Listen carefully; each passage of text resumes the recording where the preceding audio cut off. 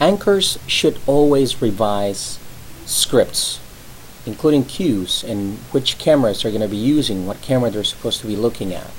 So the one function that anchors need to perform every time is to go directly to the rundown and identify, let's say if I am anchor 1, identify which stories I will be reading, and then visiting those stories and reading the script out loud. If I find mistakes or spellings, maybe a word that is difficult for me, then change it.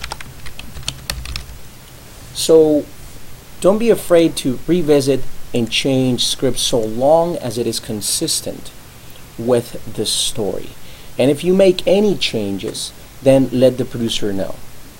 If, for example, here it says, oh yeah, it's supposed to be on camera number 1, but it happens to be here that this is on camera number 2, then you need to talk to your producer and say, hey, it is not consistent, camera 1 with camera number 2 here. So it's all about checks and balances. It's all about catching the mistakes that we have in our scripting, in our newscasts, in our rundowns, and making sure that we communicate with one another. Producers, anchors, our production crew, meaning our technical director, our audio person, our teleprompter, they all need to be in sync, working together.